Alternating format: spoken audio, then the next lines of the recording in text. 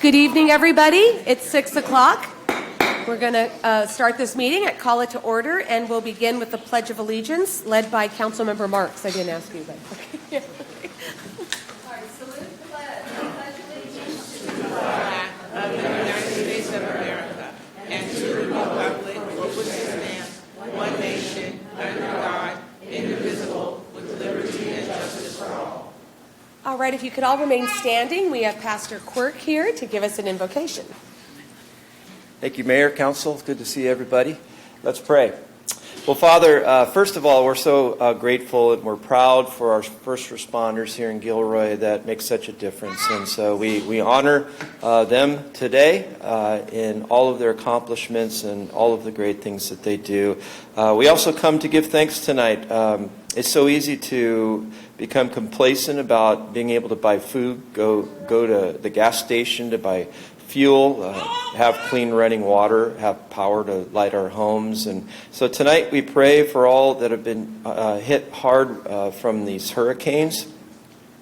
We pray your protection on the lives of every impacted family as well as the first responders that are involved.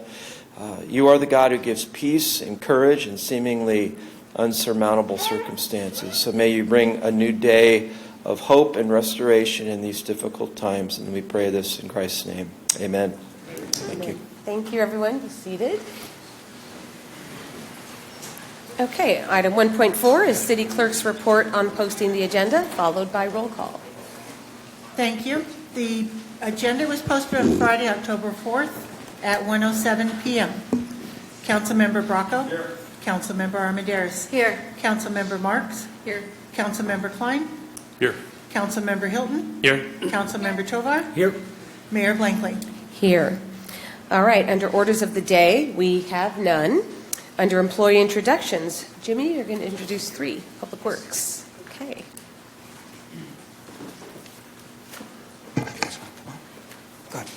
Thank you, Mayor, members of the City Council. We have 3 new Public Works employees, which I'll introduce one by one. First, we have Sean Wright, who's right here, and he has been hired as an Engineer 1 and has 8 years of civil engineering experience. He's worked for many local private firms and has experience in capital projects, transportation engineering, municipal engineering, and land development projects. Sean is born and raised and currently lives in Gilroy, and he plays guitar in a local band and has recently taken up gymnastics to spend time with his 2 daughters. Please welcome Sean Wright.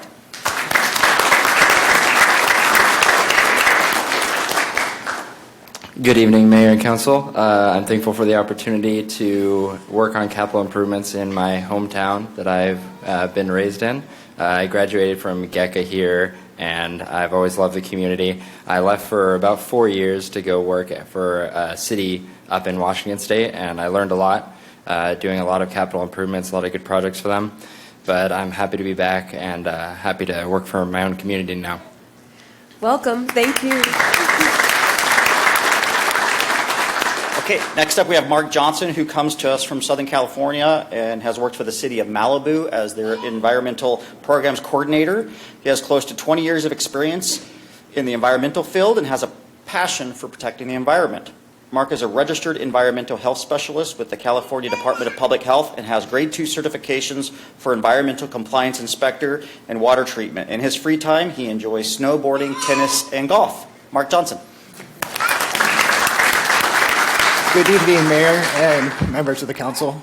I just want to thank you for the opportunity to be here, and in the coming months and years, I really hope to develop environmental programs into something the community can be proud of. Thank you for joining us. And last but not least, we have Daniel Padilla, who is joining us as our city engineer. Daniel has 23 years of professional public works experience, a licensed civil engineer, land surveyor, and a master's degree in public administration. He has 11 years of experience in the private sector and 12 years of experience in the public sector, working for cities such as Bakersfield, Sirius, and Menifee. Daniel enjoys spending time with his wife and 2 teenage sons, watching baseball and camping. Daniel. Thank you, Jimmy. Good evening, Mayor and Council. It's a privilege to be here tonight and to join the City of Gilroy. I'm looking forward to working with all of you, and thank you very much. Thank you. Thank you all. Okay, continuing with the fun, we have ceremonial items. And this one, we're going to be presenting certificates of commendation and recognition to those Gilroy firefighters that saved a life in Chico. But before we get to that, we're going to watch a short video.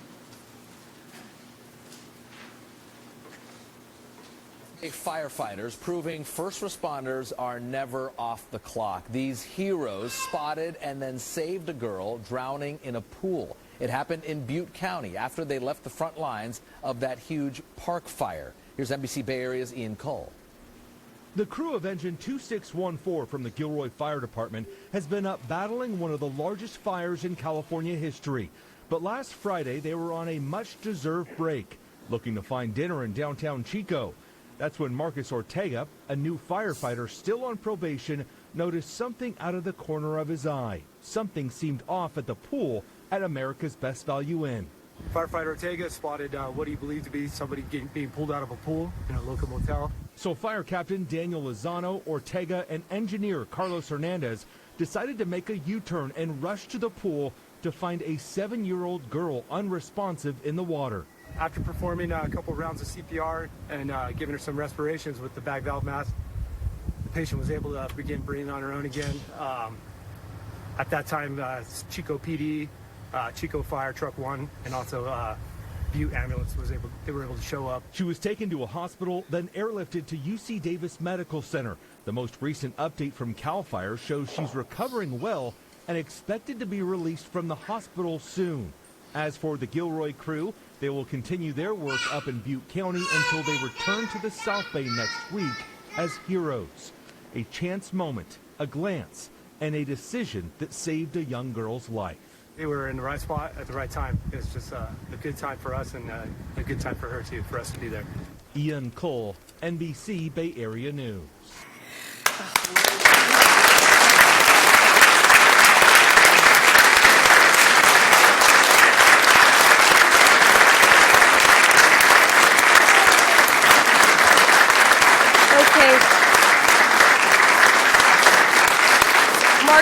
Marcus Ortega, Daniel Lozano, and Carlos Hernandez, will you please meet me there at the podium?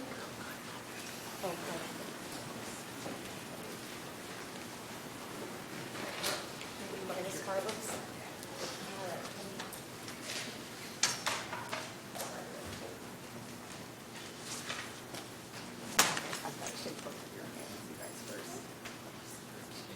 All right, this is a certificate of appreciation for each of you. This one is awarded to Marcus Ortega for valuable contributions to the Gilroy Fire Department for being alert to a situation that resulted in saving a young girl from drowning in Chico, California, while serving on the Park Fire Strike Team in August 2024. Your awareness and quick response saved a tragedy from occurring. Your actions clearly exemplified first in service to the community. On behalf of the Gilroy City Council and your city staff, we thank you and congratulate you for what you've done.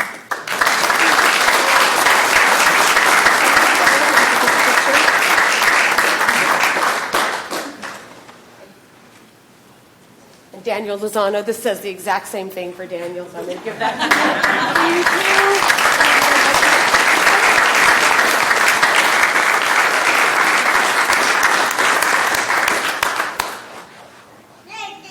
Would either of you like to, Rochelle needs a picture, sorry.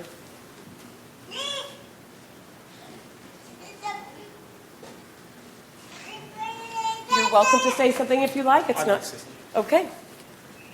I just wanted to let the city know that it's an honor to serve the community that I grew up in and to live in the community that I serve, and also to bring that service with my crew to other communities so that we can provide that same level of service that we all get here in the city of Gilroy.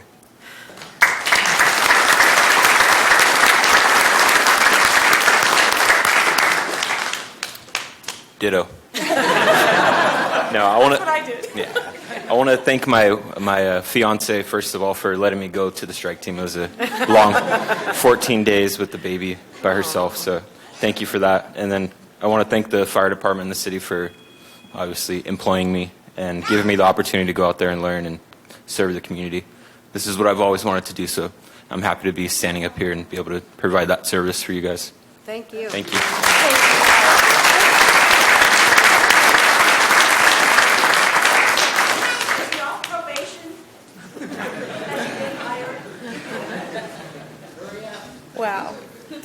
Okay, next is a proclamation recognizing October 17th, 2024 as the Great Shakeout Day. And that I'm going to present to Andrew Young. Are you here? Oh, he is, sorry. Try to do this without glasses. Okay. Whereas the city of Gilroy faces an ongoing and significant risk of a major earthquake, and the City Council acknowledges the importance of preparing the community to better withstand and recover from such events. And whereas it is the responsibility of the city to promote earthquake preparedness and ensure proper planning for earthquake-related disasters. And whereas the resilience of the community in the face of earthquakes and other disasters depends on the preparedness efforts of individuals, families, neighborhoods, schools, community and faith-based organizations, nonprofits, businesses, and government entities working together. And whereas by participating in the Great Shakeout on October 17th, 2024 at 10:17 a.m. California, will join millions across the nation in a unified effort to strengthen community, regional, and national resilience in the aftermath of an earthquake. And whereas all citizens are encouraged to visit www.shakeout.org/California to learn how to protect life and property by mitigating both structural and non-structural hazards and participating in earthquake drills. Now, therefore, I, Marie Blankley, Mayor of the City of Gilroy, along with my colleagues on the City Council, do hereby proclaim October 2024 as the Great Shakeout and encourage all members of our community to actively participate in this important earthquake preparedness initiative. Okay? I'm going to thank you. No, thanks. Do you want to say something? I'm going to do the picture thing. So thank you, Madam Mayor, council members, for your leadership in bringing awareness to the Great Shakeout. It's incredibly important that we ensure our community is prepared, safe, and resilient in the face of disaster.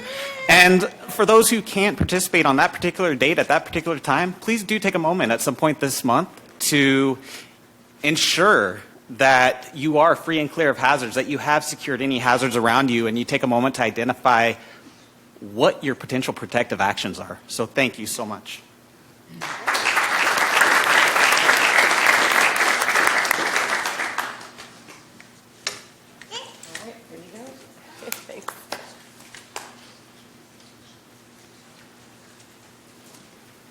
Okay, we move on to council correspondence, and there is none. Presentations to the council. We have an annual, thank you again, everybody who's going. Really appreciate you being here. Really appreciate it.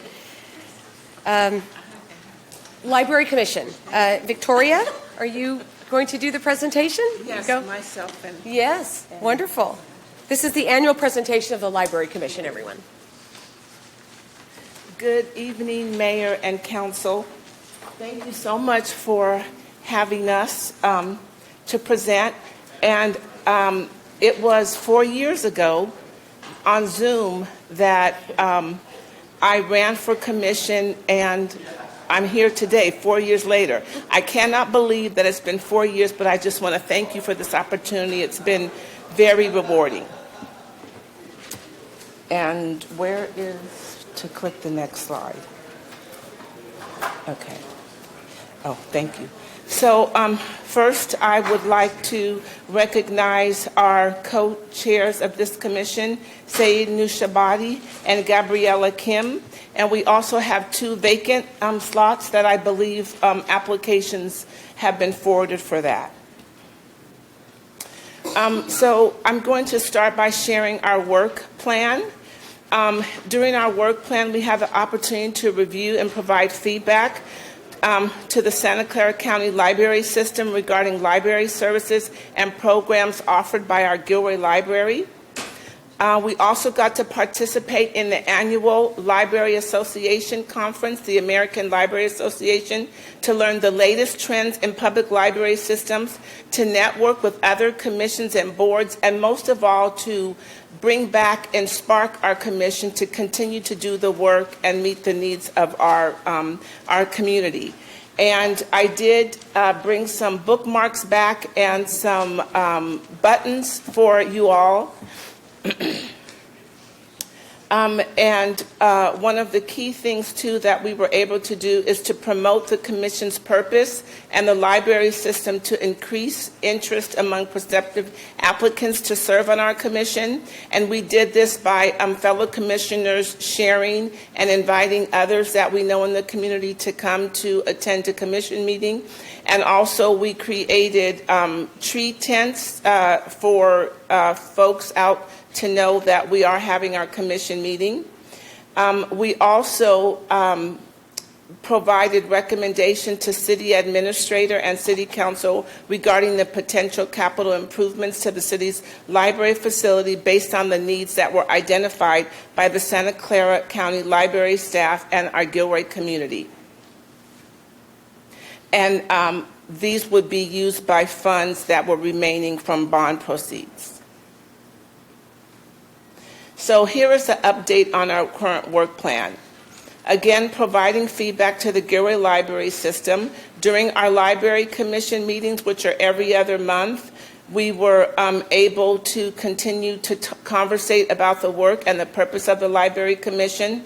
We also were able to institute library staff recognition at community meetings where our city librarian brings a staff member into our Commission meetings so we can get to meet them in person and hear about the work that we're doing to make those connections. And as I said earlier, you all funded one of the commissioners to attend the American Library Association conference, and I was chosen to go to that, and it was so rewarding. And I would highly recommend that this is something that the Library Commission continues to do and that Council would continue to support, because it helps you open your eyes to see the huge picture, importance, and power of a library. And it's the one thing that's free for everyone in the community. I would like to highlight the ALA poster sessions. The cool thing about the poster sessions were that this was research that librarians commingled with educators did to talk about things that are going on in the library and the community, including equity and reimagining library space. They also had different stages where there were authors or different topics.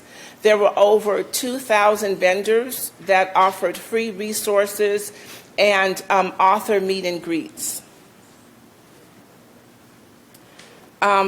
And the recommendation is to rotate commissioners to participate annually in this conference in order to embed insight gained into the Commission's purpose and advise city and library staff on matters that are related to our Gilroy library system. As a Library Commission, we will continue to promote the Library Commission's purpose of recruiting those interested to serve on our Commission, continue to use visual advertisement, and also continue to attend events like the ALA conference and partner with our friends of the Gilroy Library. And now we are going to have our city librarian.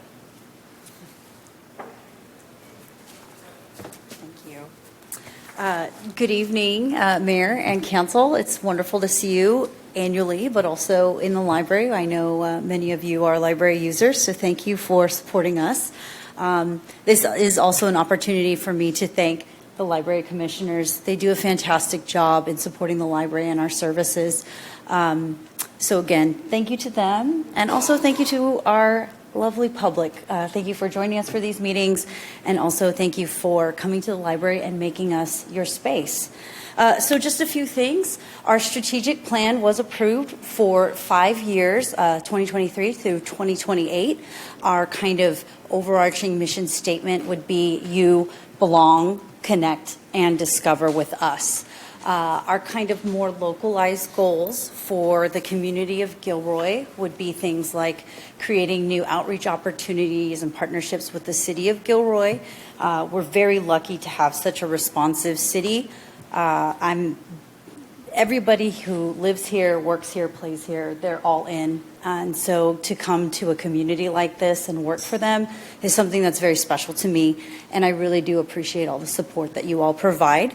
We are partnering with our Parks and Recreation Department and their commission to provide a updated story walk. So we're finalizing some details on which park will be chosen for that event. It's an amazing way to bring literacy and books out into our community. We know everyone can't make it to our physical space, so this is an opportunity for us to bring more literacy to the community where they live and work and play. Some other things that we are looking forward to doing as we enrich and grow and foster our community partnership with the city would be, as Victoria mentioned, our updated library spaces.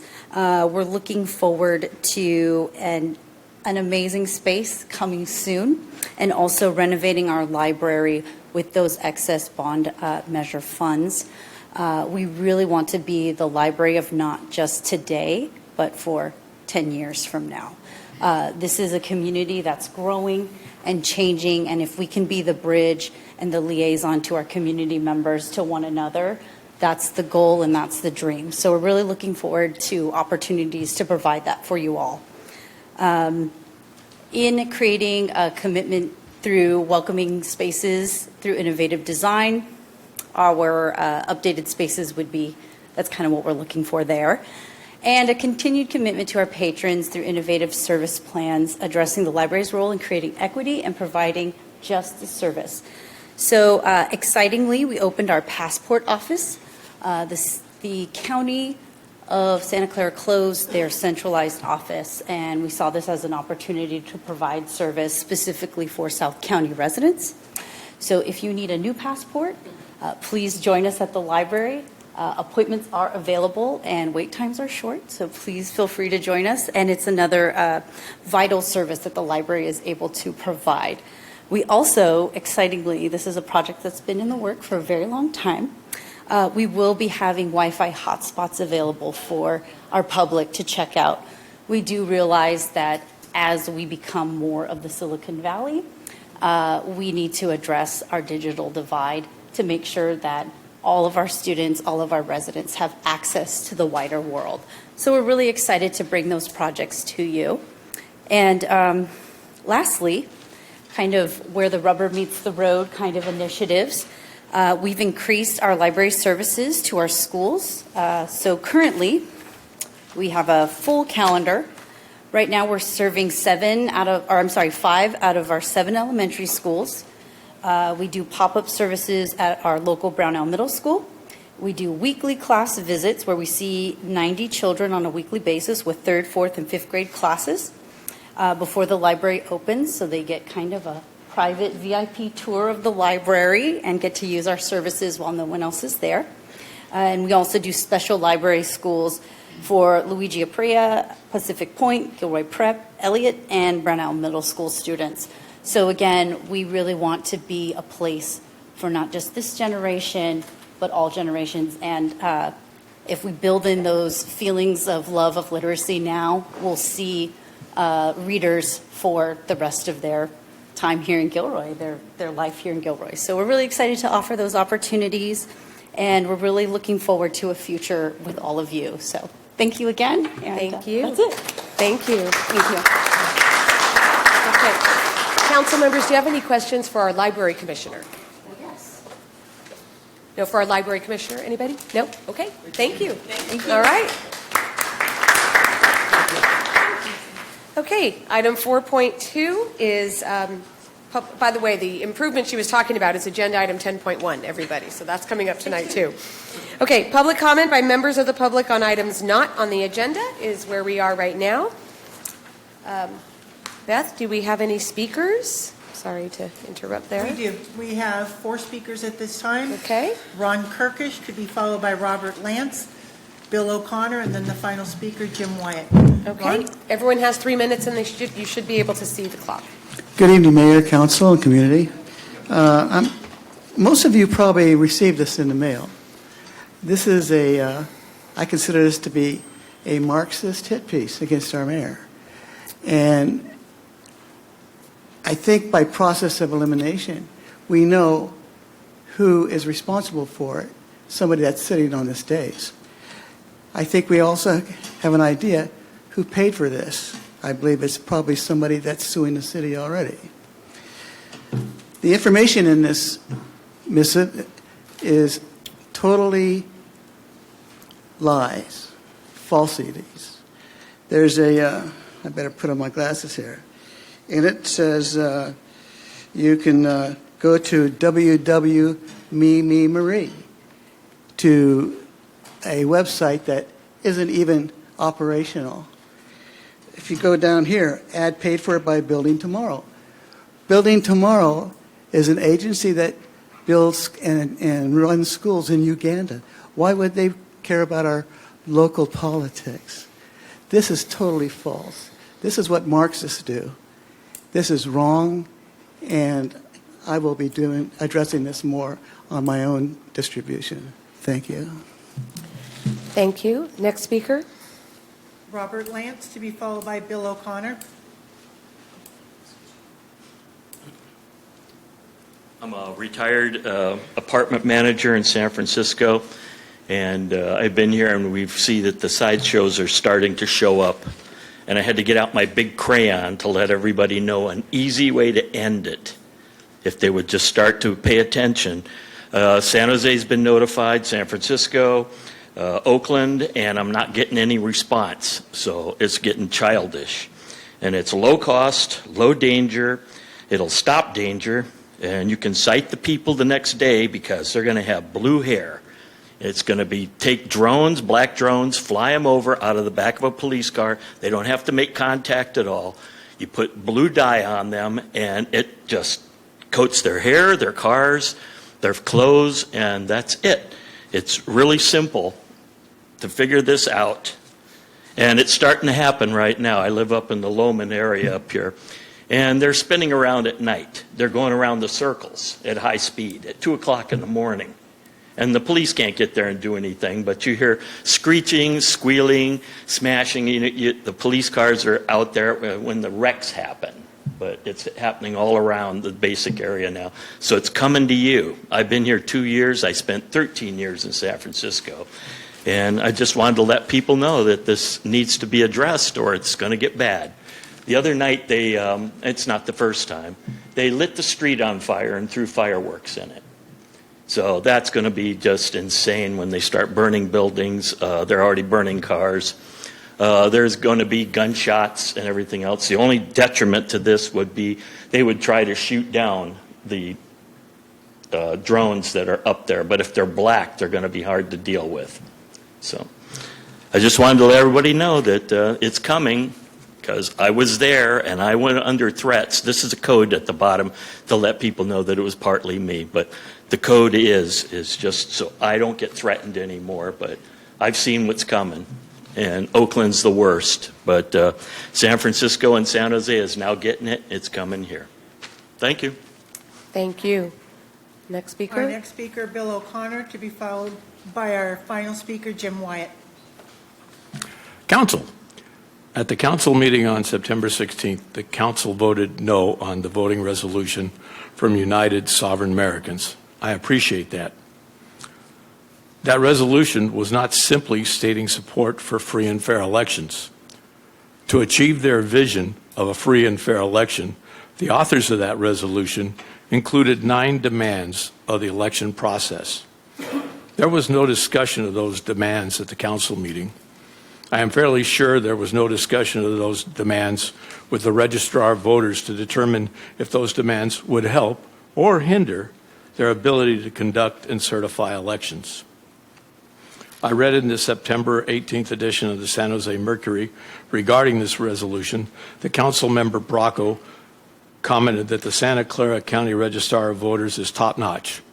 I agree with Council Member Bracco.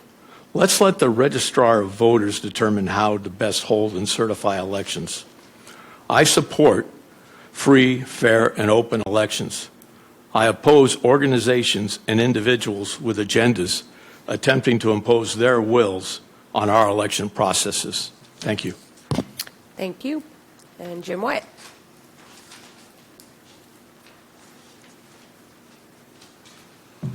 Well, as always, it's a pleasure and an honor to present to you about the ballot initiative. So let me go ahead and get started.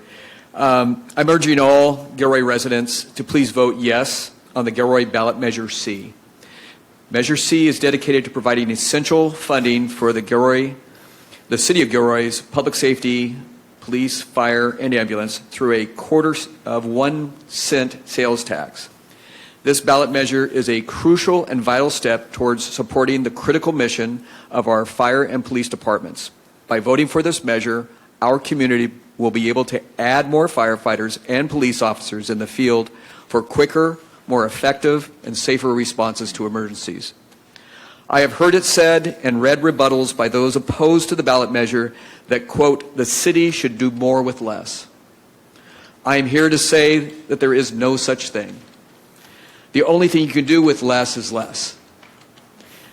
Worse, by withholding additional funding that could safeguard our future, we are placing an unbearable burden on the remaining first responders who must show up and handle emergencies that they have, not with what they need.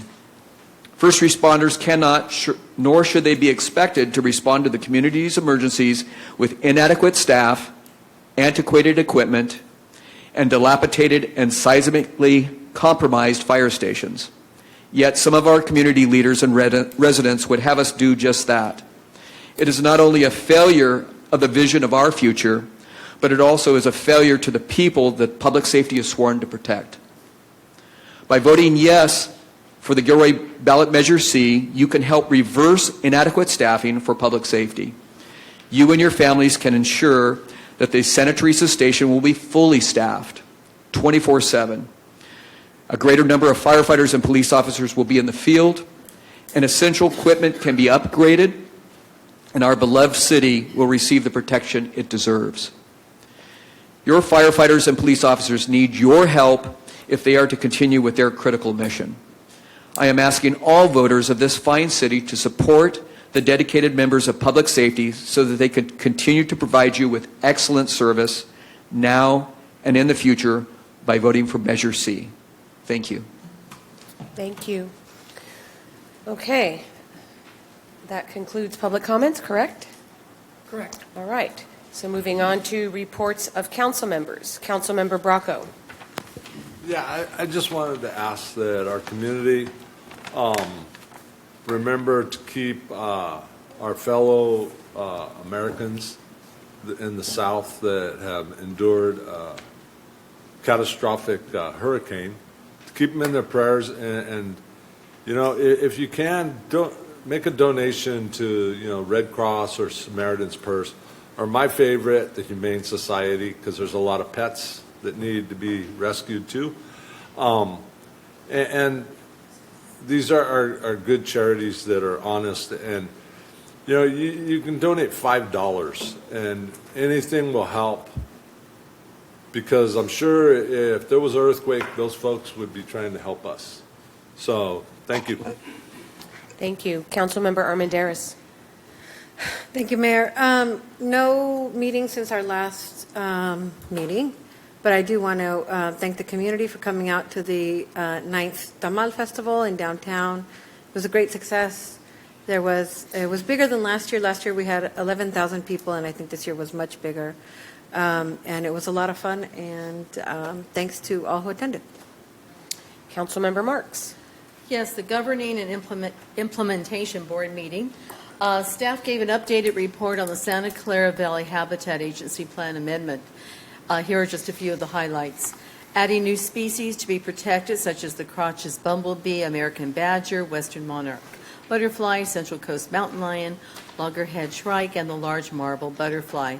They also talked about strategies for the burrowing owl conservation, among other things.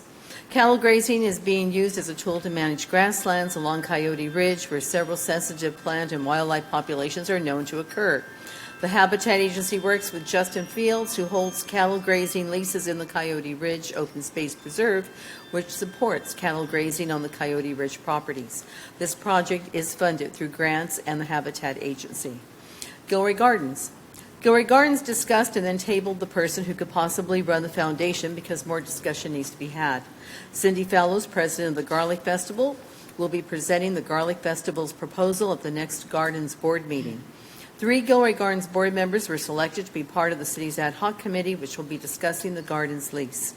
Lakeside's assets will be transferred to the city after John Chapin finishes a cement repair at the site. The mushroom ride is expected to be up and running by the second week of this month.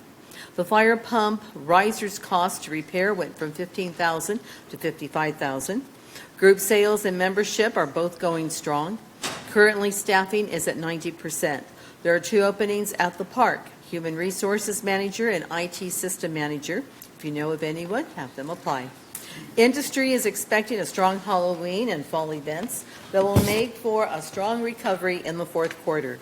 The Great Big Boo opened on September 27th and will run through Halloween. Go to the park and have a spectacular time. Thank you. Councilmember Hilton. Thank you. From Silicon Valley Clean Energy, the board approved the SCVE fiscal year 24-25 operating budget with the expectation of maintaining a discount to PG&E rates, offering an additional discount to income-qualified customers, enhancing employee benefits, and making positive contributions to the agency's financial reserves. The fiscal year 24-25 operating budget is balanced and presents SCVE in a stable financial condition. The SCVE budget is informed by the agency's annual exercise to evaluate its risk in the market and to meet its strategic goal. SCVE plans to maintain a 4% discount to PG&E generation, with an additional discount for customers in the income-qualified care fare programs, increasing the target for days cash on hand from 300 to 350 and maximum days cash on hand from 490 to 500. Strategic focus areas and strategic plan adopted for fiscal years 24-25. The board adopted 5 strategic focus areas for fiscal year 24-25, and these focus areas inform the agency's strategic work plan and budget. The focus areas are expand affordability efforts, expand clean and reliable grid actions, expand offerings to commercial industrial customers, prepare region for electrification at scale, and attract and retain employees. For the 3rd year in a row, SCVE Board of Directors adopted a resolution declaring October 2nd, 2024 as Clean Air Day. In addition to air quality concerns from sources like vehicle emissions, industrial smokestacks, and wildfires, studies have shown that contributions from gas-powered water heaters and space heaters are responsible for significant emissions and generate measurable impacts on air quality. SCVE works towards reducing these local emissions by educating residents and businesses about the benefit of electric equipment to replace fossil fuels and enabling fuel switching with rebates and technical support. Clean Air Day is a statewide event built on the idea that shared experiences unite people to action to improve our community health. By joining together for a unified day of action, we can create new habits to clear the air for all members of the California's diverse communities. California Clean Air Day is a project of the Coalition for Clean Air. SCVE will spread awareness about Clean Air Day via social media and encourage employees and other local agencies to participate. Thank you. Councilmember Klein. Yeah.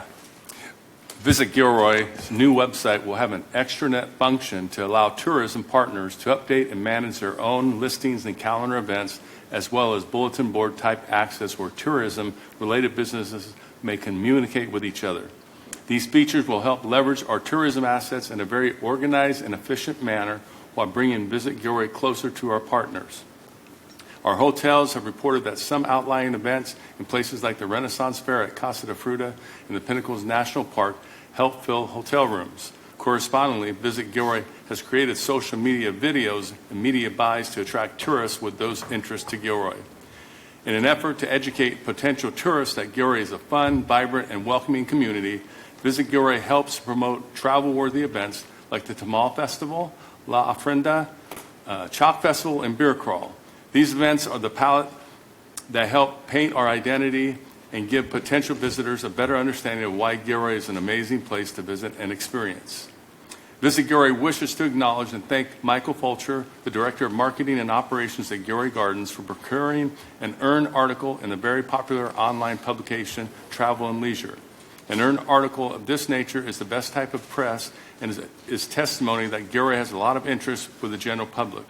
Please contact Visit Gilroy for a link to this article and follow Visit Gilroy on Facebook, Instagram, and TikTok. All right, Councilmember Tovar. Thank you, Mayor. A couple things.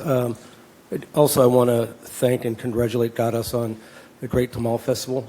It was great seeing so many folks out there. I know I had friends and family come all the way from LA to join, so thank you on the great job that you did. Just want to say congratulations to Temple Kitchen and Bar. They just celebrated a 30-year anniversary, and as you know, they are one of our cornerstones in downtown, so congratulations on your third year, and here's to more great memories. And finally, I just wanted to share this with you. I was able to represent Santa Clara University. I was out in Ohio meeting with Jesuit universities from across the country. Applications are going to be coming out soon. And let's just say they know who Gilroy is now. And, just talking about our students that we have here, kind of the great, experiences and backgrounds that our students here in Gilroy have. So I'm hoping that many of them will apply to many of the schools from across the country. And if you know of anybody that's applying to a Jesuit university, have them reach out to me. I'd love to write a letter of recommendation for them. So that's it. It's my school, class of 85, Santa Clara. All right. I had 2 meetings since our last council meeting. One was the South County Youth Task Force policy team, and the other is VTA Board of Directors.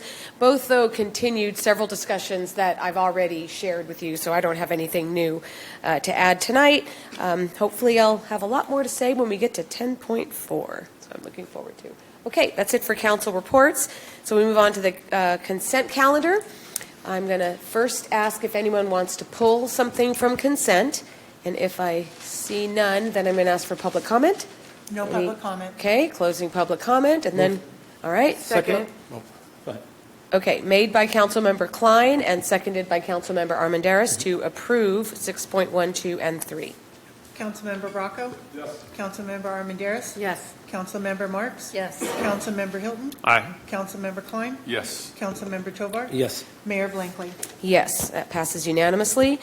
Item 7, bids and proposals, we have none. Under public hearings, we have none. Under unfinished business, we have none. That brings us to 10.1, under introduction of new business, the addition of Gilroy Library Improvements Project to the city's capital improvement program, CIP, in fiscal year 2024 through 25. Harjot, our finance director, will be giving us this report.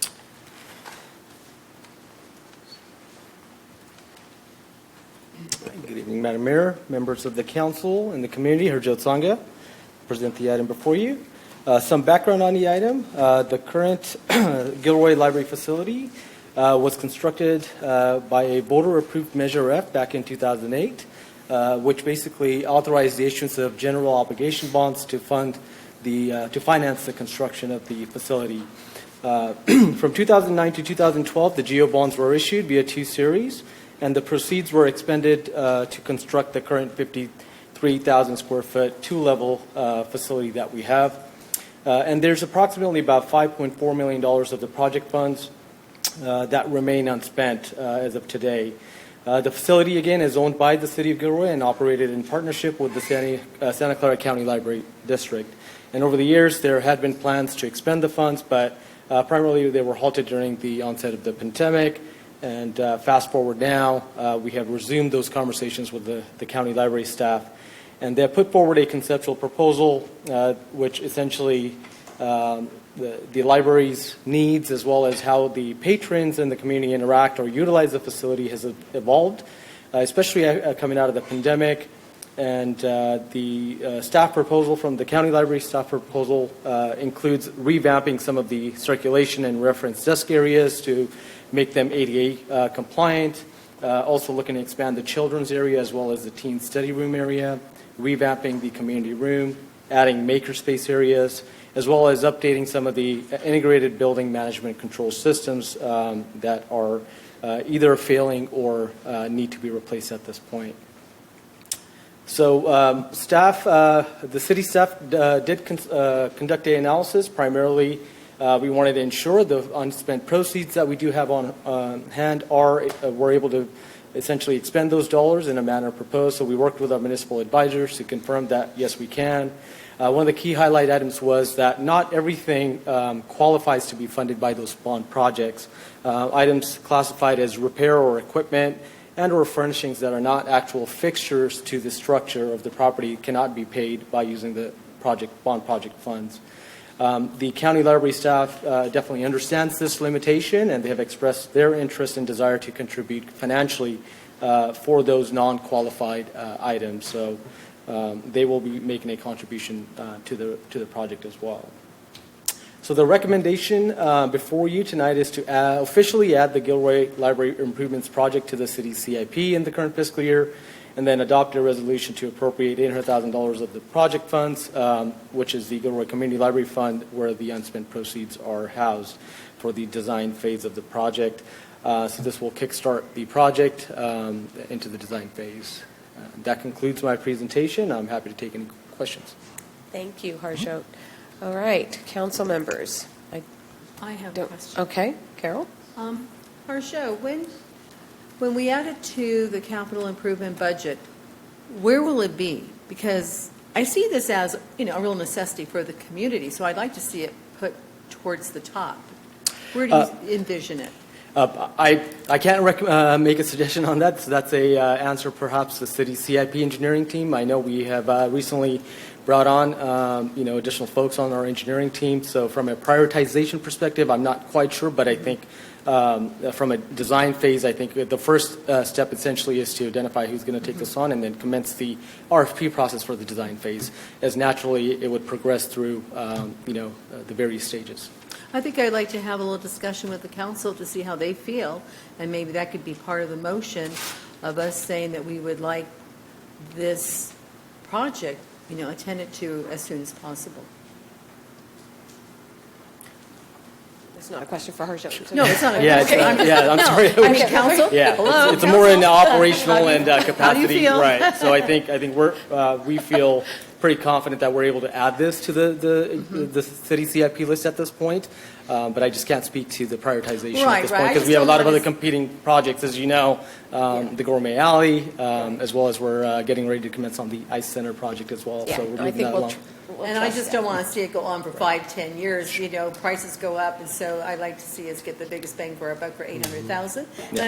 And I'm going to repeat myself. I would like to see the council say, let's do it. Let's give the green light to do it in a punctual timeline. Your action will tonight do that. Okay, Councilmember Tovar. Mayor. Thank you, Mayor. And Councilmember Marks, thank you for that. Yeah, I agree with you. But just kind of looking at this and kind of looking at our list, maybe this is where Jimmy comes in.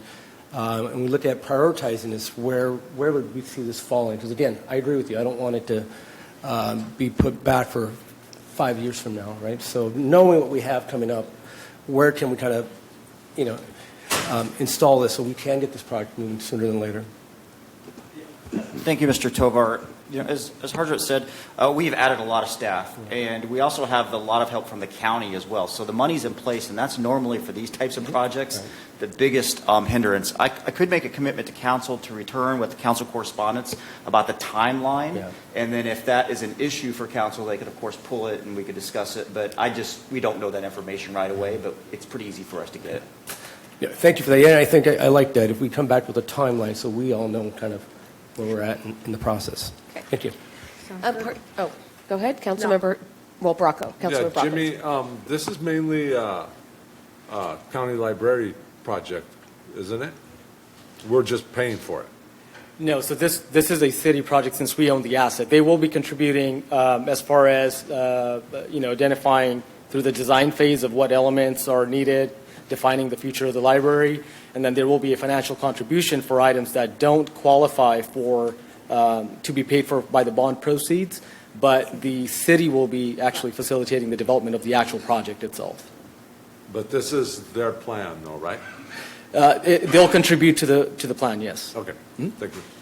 It was in the staff report, so I apologize if you said it. I mean, it was in the written staff report. Yeah. Did you say for everybody that this went through the Library Commission and that they recommended? That's correct. Yeah, okay. As part of the Library Commission's work plan of the current 2 years, it is a work plan item, so they did review it in August and made a unanimous recommendation to move this along. Right, for us.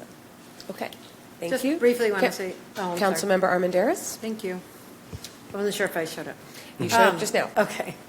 No, I think it's a great idea, and working with the county, I think is always the best plan, especially if they can contribute some money to it. So, and the upgrades I noticed too are the teen area, the kids play area, I think are much needed, especially maybe a bigger shade structure. I'm not sure what's in the plans yet, but I support it. I think it's a good idea, and I hope we can prioritize it.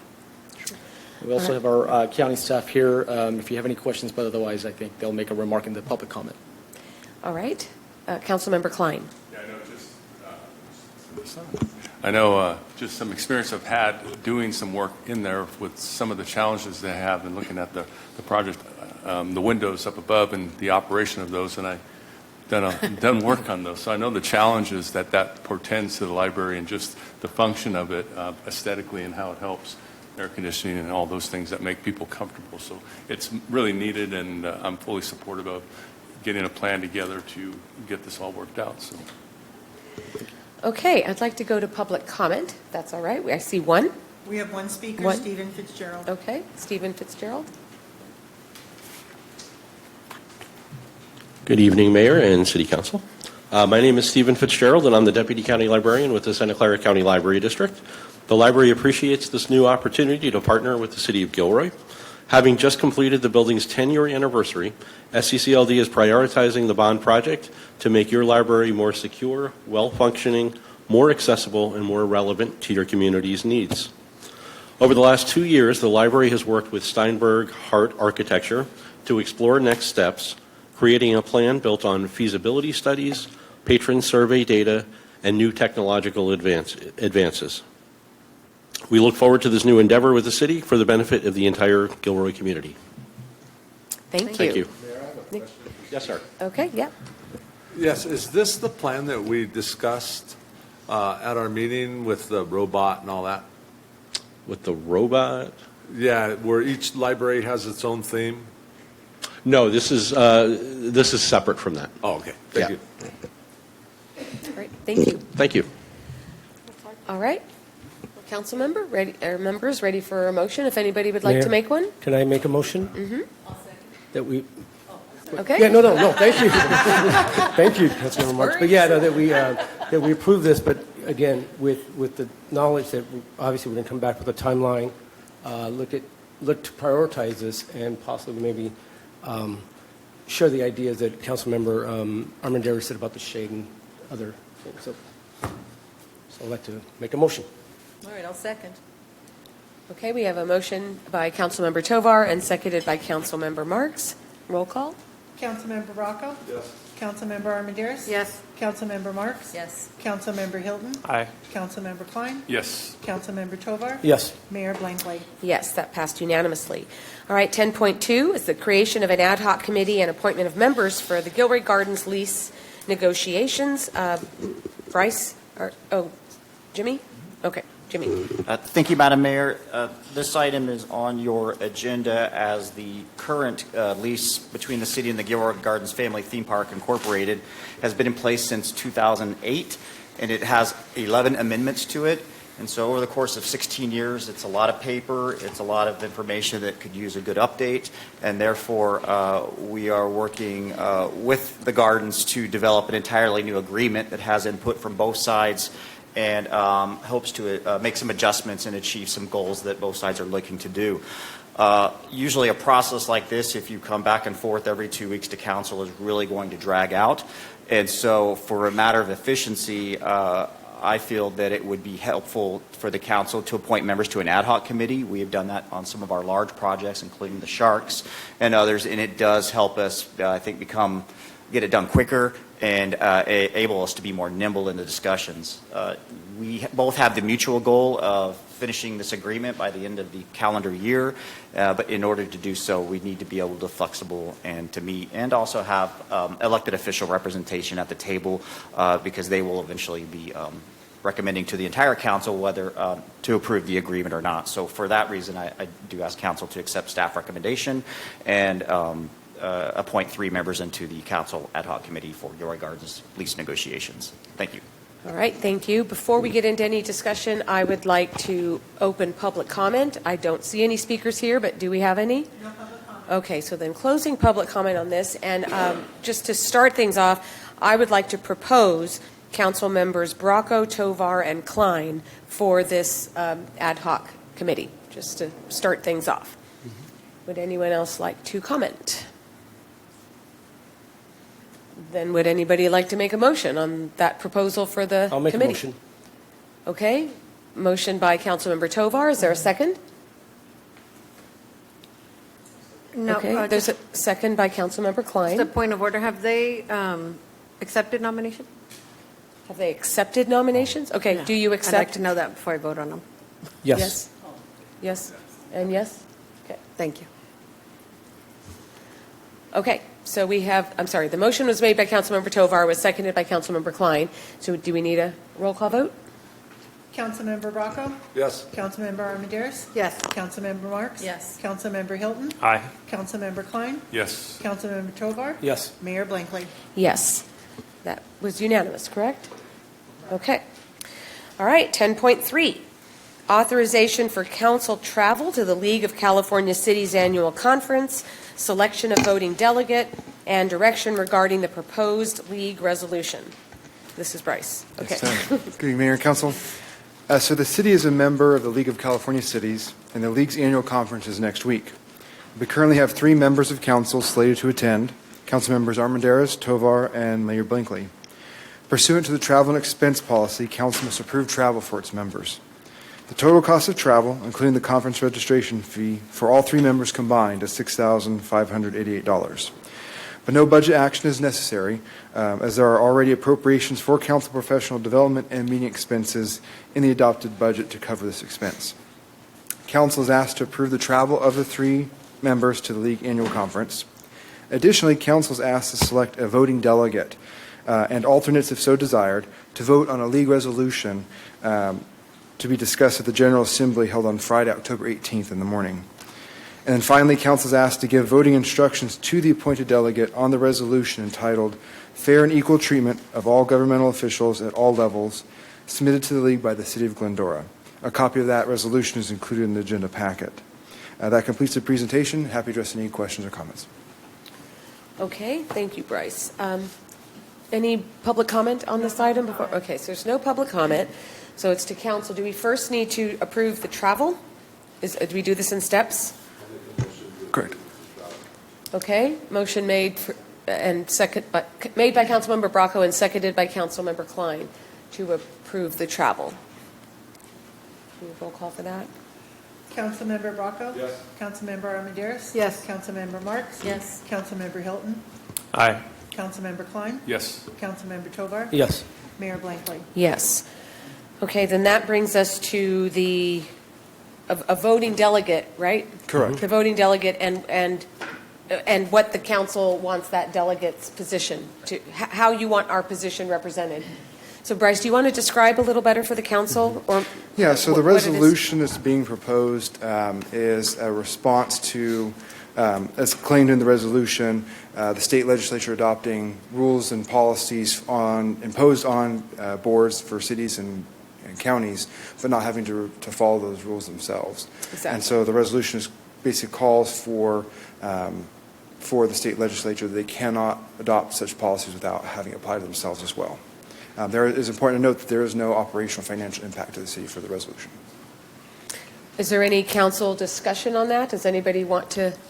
Mayor, if I may? Yeah. Sure. So, as you all know, I've kind of been the voting delegate for years, but I'm open to anyone who else wants to do it. But just know that, again, how we vote, as mentioned here, is decided as a majority here on council, and that's kind of what we take back out there. So if nobody else wants to do it, I will continue. Okay, but I'm trying to get to what the council, what position this council would like to take, if any, on that item. I may be wrong, but to me, it feels like a no-brainer. I think that if our legislature passes policies, they should apply across the board. Yeah, I no, think I it's an agree. easy yes. Okay, so then we'd all be taking a position of yes on it, and then it's between Councilmember Tovar and Councilmember Armendariz to deliver that, because I will not be able to stay for the length of time to be that voting delegate. Yeah. So do you two want to? If you enjoy doing it, Fred, go ahead. Okay. Okay, then it will be Councilmember Tovar, and you understand the position of the council. Okay. I'll Do we keep an need eye on to, him.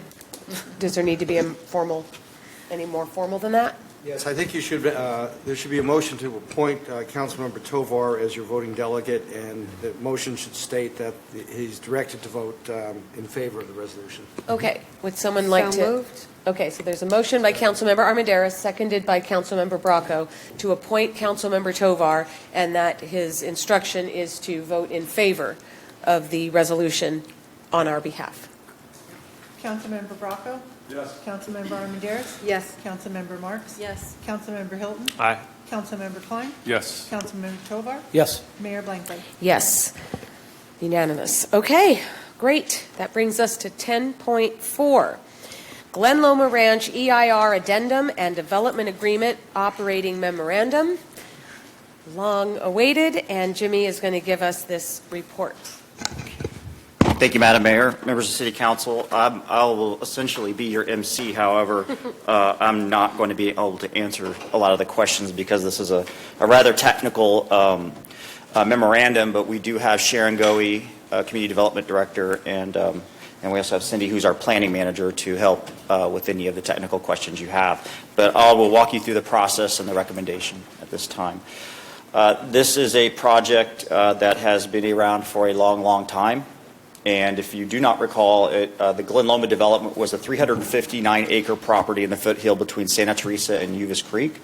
And the initial plan for build-out was for 1,693 dwelling units and 7.8 acres of commercial and retail uses. That's a very important statement because the impacts of almost 1,700 units and 8 acres of commercial is much, much larger than what will be proposed in the operating memorandum.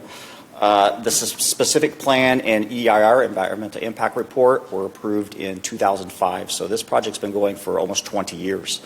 The original development agreement, approved in November of 2005, required several public improvements, including the most notable ones was the city's fourth fire station and then 2 parks out on the west side of town. It was originally 1 large park, but that had been modified. Over the years, there's been 3 different amendments to the operating memorandum. One of the 2 parks, Sidney Casper Park, has already been constructed and is operational, but the second and the fire station were not constructed and still have not been to date. The operating memorandum number 1 amendment was what separated that larger park into 2 smaller parks, and then it increased the number of building permits triggering the fire station design and construction from 1,000 permits to 1,100. Again, that is very important as well because in the agreement, the Glen Loma Corporation committed to having a 4th fire station constructed and ready to operate by the issuance of the 1,000th building permit, which was later modified to the 1,100. Operating memorandum number 3, where the developer gave the city the $2.3 million in lieu of constructing the second park. That operating amendment allowed the city to use that $2.3 million towards the construction of the fire station, and it still remains in our capital improvement project accounts.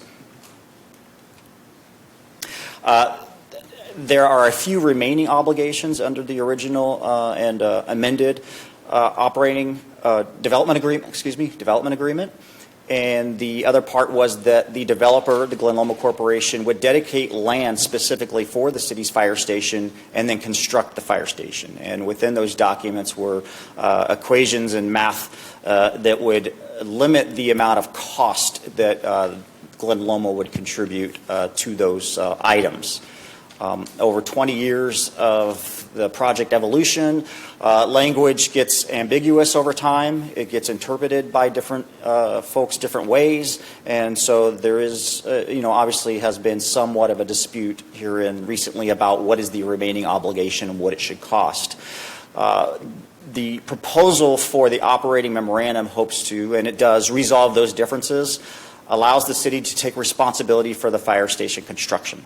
And that is a big part and big difference than the original development agreement where the Glen Loma was to construct it by the issuance of the 1,000 and 1,100 permit. Now the city is on the clock to do it themselves. To date, that 1,100 permit has not been reached, and therefore that is why the station has not been built and ready for operation, because the obligation in the original development agreement has never been met. And so the date at which the fire station continues to wait until the issuance of the 1,100 permit, and would do so unless there was a change in the operating memorandum. Over the recent years, in fact, I've been working on these negotiations for almost 4 years. They have started, stopped. We thought we were close. We thought we were far away. And we soon realized that we were essentially at impasse. And the next step after impasse is litigation. And so there was a conscientious effort to, by Mayor Blankley and Tim Felice to see if there was an alternative path rather than spending a lot of money on attorneys and legal fees, to see if we could facilitate some kind of negotiation in order to get us past the impasse and on our way to achieving the fire station. So over the next several months, many discussions occurred and progress has been made to avoid legal action that allows Glen Loma to move forward with completing their project and then also satisfy their obligation for the fire station. The proposed modifications are follow. The Glen Loma Ranch project will build out at a lower land use intensity than anticipated. As I said before, there were supposed to be 1,700 units. That will not be met at that time, and therefore the project will be smaller. Full build-out of what the proposed level of build-out is won't trigger several of the specific planned traffic mitigation measures.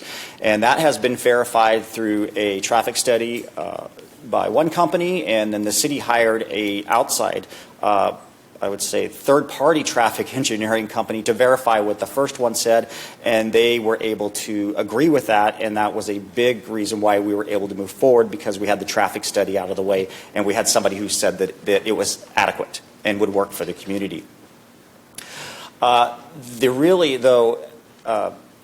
The operating memorandum 4 has been prepared that specifically identifies timing for land dedication and fire station funding. It is no longer based on how many permits, building permits, whatever. It is built on when certain things happen and deadlines for those things to happen, and I'll show you those in a second. Currently, the project build-out is 1,467 units, which is about 250 units, almost 230 units lower than the original Glen Loma specific plan and development agreement. The new amendment to this would be there would be no commercial use. And the original Glen Loma specific plan allowed for commercial use, but it didn't require it of the developer. So it was up to the developer at some point to decide if that's something they wanted to do. At this point, I can safely say that the Glen Loma Corporation shows no interest in doing commercial property in that area. With the reduction of that commercial property, it lowers the traffic counts in the area, which makes the traffic study valid and then allows them not to trigger mitigation measures they would have had originally completed. So the revised traffic analysis conducted and peer-reviewed, as I stated, and many of the Phase 3 mitigations won't be triggered. They won't reach the threshold to require them. And measures 36, 37, 39, 41, 43, and 44, which are in your packet, are not required. And then measure 34 is satisfied through installed signalization. So those are in much more details in your packet, and staff can answer any questions on those. The environmental impact report addendum, the city has prepared an addendum based on the reduced build-out, which reflect a modification to the mitigation measures. And the description of the build-out and changes are contained in the EIR addendum. The fire station, which has really been the focus of this discussion for many years, is proposed to be modified in operating memorandum number 4, which requires Glen Loma Ranch to convey the land and pay the city $7.2 million in lieu of them constructing the station, which had a cost cap as well. The first step in this process is at the adoption of the 4th operating memorandum, which if council approves tonight, that would be the adoption.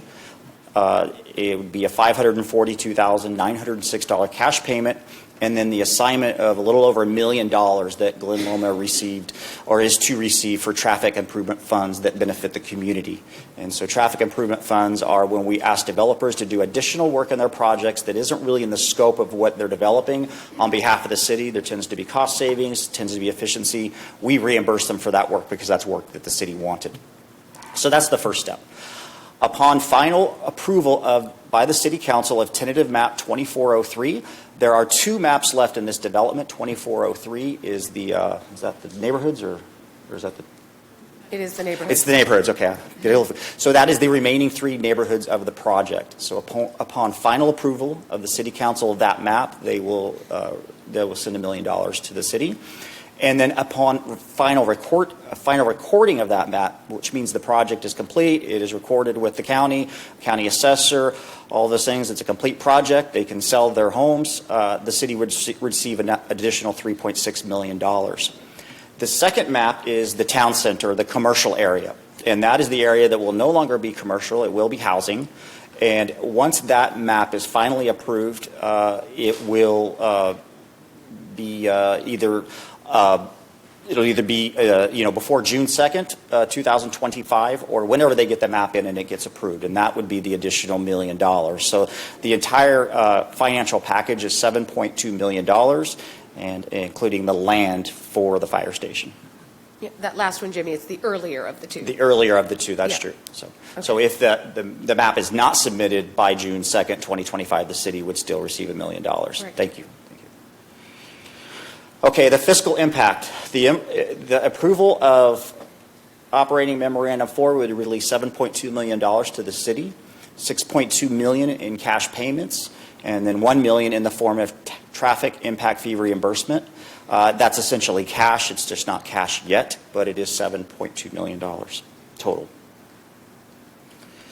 The next steps, which is probably one of the biggest questions, is, so if council were to approve this, when would we have a fire station?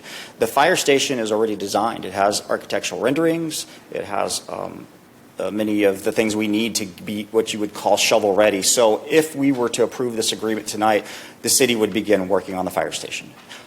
Given the timing and given the deadlines and given the fact that the city has cash on hand, we can loan that to ourselves while we wait to get the rest of the Glen Loma money. But we can move on that project very quickly and would expect the entire project from the time we get it going again to be between 12 and 18 months.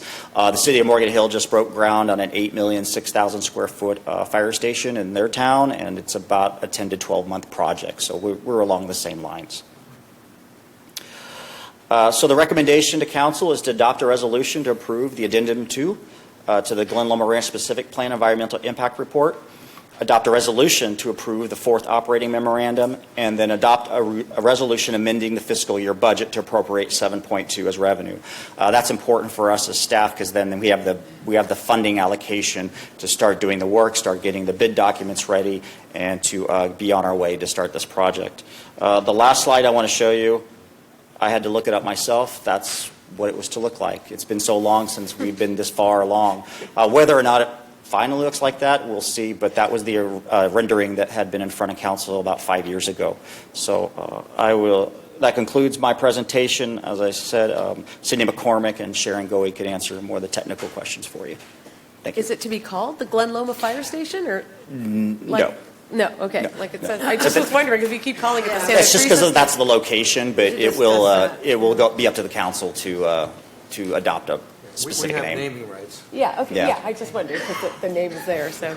Okay, so I see council members wanting questions, but I would just like to. Sit down and. Go ahead. So that way they just want to say something first because this has been quite the process, and I want to say that, council has been included in this. We've had several closed sessions, well, at least 3, but it really is nice that both sides have worked really hard to get here. This took commitment from both Glen Loma and from our city to get us to something that was otherwise not going anywhere. And I want to say that publicly, that this a lot of back and forth and a lot of, needing to bite your tongue and just let things go and not go, but ride out so that we could get to a solution that would work for everybody. And this will get us that fire station, the $7.2 million plus the $2.3 that we already have, the dedication of the land to do it on, and all by June 1st. You know, we finally have like a deadline. So that part is good. Okay, let's go with questions. So I see Councilmember Marks, followed by Councilmember Armendariz. Yes.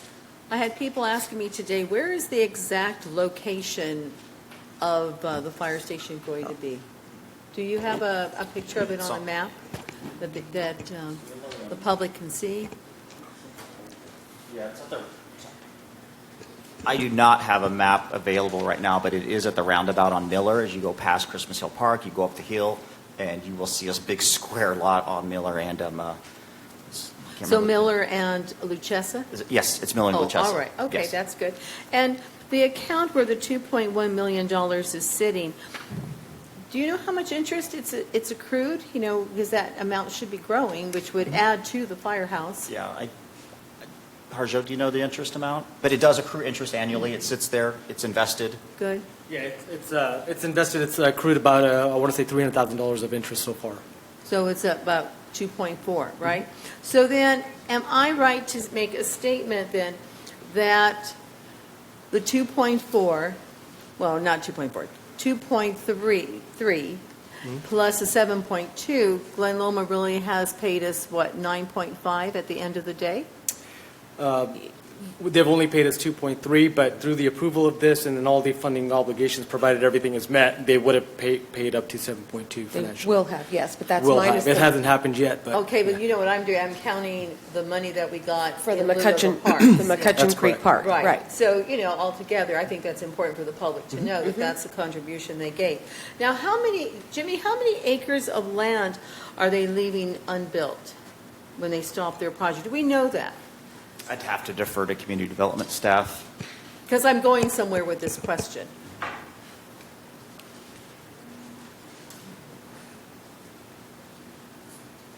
Maybe on our website. Okay. Yeah.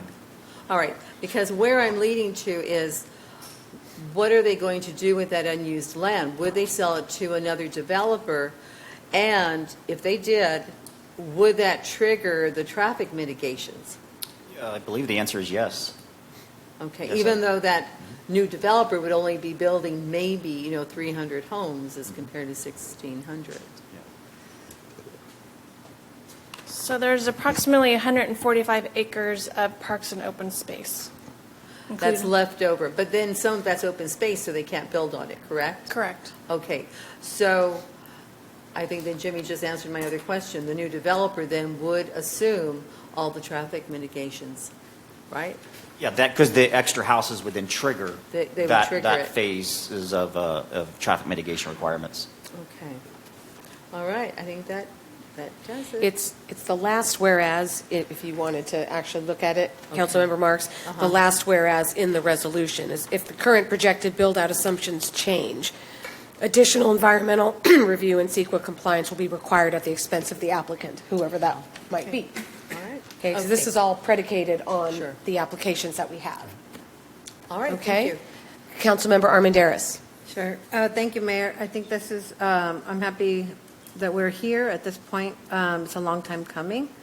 But, like they say, you don't ever want to leave money on the table. So I'm wondering, besides the traffic mitigation measures, are we losing the opportunity for any other public improvements by agreeing to these changes to the development? Well, the public improvements were identified in the original development agreement. So if the city was wanting additional public improvements, they would have to negotiate that as part of another operating memorandum or some other process. So we negotiated the current obligations and the current public improvements, but did not seek to add others. Thank you. Councilmember Tovar. Mayor, my question's been answered. So. Oh, great. Okay, then let's go to public comment, because I see 3, right? We have, correct. Paul Severance to be followed by Stephanie L., and the final speaker, Connie Rogers. Okay. Good evening, Mayor Blankley, City Council members. I have a letter here from Jeff. He's not able to make it here today, but I want to read his letter to you verbatim. I stand before you today. I represent 60 of my neighbors regarding the next phase of the proposed Glen Loma Ranch development, specifically the Malvasia 2 project area between Merlot Drive and West Luchasa Avenue. I am traveling at this moment, and I apologize for not being able to attend your meeting and to speak to you in person. In July, I sent a letter to you, a petition signed by myself and my neighbors. This petition expressed our concerns regarding the impact of the then proposed 3-story townhomes next to our neighborhood. This included the proposed building size being out of character with the neighboring 2-story single townhomes or single-family homes, privacy issues, and traffic and parking concerns. However, we were informed recently by the city staff that changes to the project layout and a redesign has been proposed moving forward from the original townhomes to now 2-story single-family detached homes. We also reviewed the proposed tentative map number 20-05 lotting plan dated September 19, 2024. I immediately contacted my neighbors regarding the proposed redesign, and we are here tonight, either in person or on behalf of those who could not attend, to express our full support of the proposed changes and the revised tentative map. We are in agreement that these modifications and redesign will alleviate our original concerns and will harmonize better with the existing neighborhood.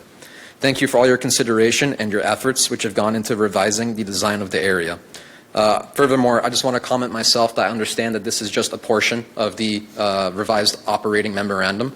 I'm not so clear on all the details of the operating memorandum, but it has been made clear to me tonight that this will allocate funds, $7.2 million to build a new fire station, which I personally stand fully behind and in support of, as I believe the other neighbors that are here attending from our community as well. So thank you very much for listening.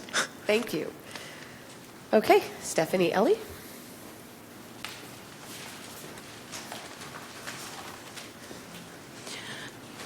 Good evening, council members and Mayor Blankley. I also am very excited to hear that there's come to an agreement on the fire station. I also want to emphasize that with this agreement, although we have this agreement, that a reduction in scope of the Glen Loma project does not negate the necessity for an additional traffic study. Understanding traffic impacts are crucial for ensuring the safety and well-being of our residents. And while I do understand that there has been a reduction, I would like it to be heard that for the future developments that we address this issue. I did want to say thank you to the mayor for taking my email and giving me a call today and leaving a voicemail. I was not able to pick up the phone. I also would like to ask that for clarification on the Reservoir Canyon Creek Bridge, as it's not in this addendum and it's not in the TM 24-03 map either. It is an integral part of the neighborhood. And then finally, I know that this has been very challenging for the entire community and for our city council and staff. And thank you for your time. Thank you. Connie Rogers.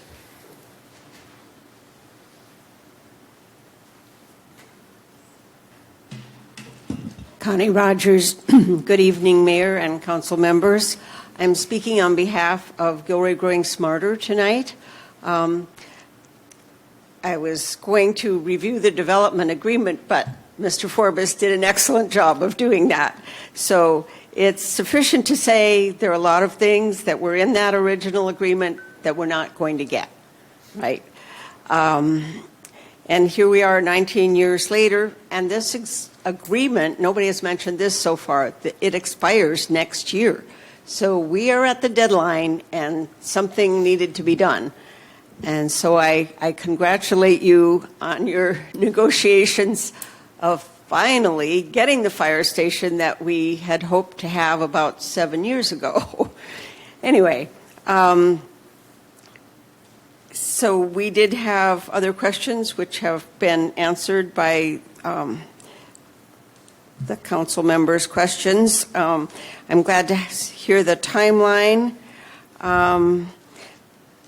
So we are not objecting to the agreement tonight. We are just saying that we hope all of us, the public, the council members, the staff, have learned a lot from this, because there were not enough protections for the city residents in the original agreement, and it has been very hard to hold the developers' feet to the fire. And I do appreciate the time you have spent doing that in recent months. Somebody else asked, but I do want to make sure that if a buyer buys the land that Glen Loma is no longer going to develop on, they should have to do a new environmental impact report and a new traffic study and pay for those mitigations that we're not going to get now. So I thank you and say we hope we all have learned from this. Thank you. Thank you. All right, I see no other speakers. Is that Mayor? right? Mayor, can I make a motion for approval? Yes, let me just close the public comment period and go ahead. May I, excuse me, suggest separate motions on these three items? Okay. Okay. Sure. Go ahead. Oh. He just wants separate motions, Yeah, so I'm go sorry, ahead and I just don't want one make the first one. omnibus motion. Because it's CEQA involved, I think one of these. Got it. So, all right. So I move for approval for the adoption of the resolution to approve addendum number 2 to the Glen Loma Ranch Specific Plan Environment Impact Report. I'll Okay. second. All right, motion made by Councilmember Tovar, seconded by Councilmember Marks for part 1. Councilmember Bracco? Yes. Councilmember Armendariz? Yes. Councilmember Marks? Yes. Councilmember Hilton? Aye. Councilmember Klein? Yes. Councilmember Tovar? Yes. Mayor Blankley? Yes, that was unanimous. Part 2. I'd like to make a motion for approval for to adopt a resolution to approve the 4th operating memorandum to the Glen Loma Ranch Development Agreement. Councilmember Bracco, do you want to Second. Okay. Made by Councilmember Tovar and seconded by Councilmember Bracco. Councilmember Bracco? Yes. Councilmember Armendariz? Yes. Councilmember Marks? Yes. Councilmember Hilton? Aye. Councilmember Klein? Yes. Councilmember Tovar? Yes. Mayor Blankley? Yes, okay. Let's give someone else a turn at the third Yeah, one. please. I'll make a motion to adopt the resolution amending the fiscal year 2024-25 budget to appropriate $7.2 million as revenue in the capital projects fund for contribution towards a new fire station and $1.46337 million. Okay, made by Councilmember Bracco and seconded by Councilmember Klein. Councilmember Bracco? Yes. Councilmember Armendariz? Yes. Councilmember Marks? Yes. Councilmember Hilton? Aye. Councilmember Klein? Yes. Councilmember Tovar? Yes. Mayor Blankley? Yes.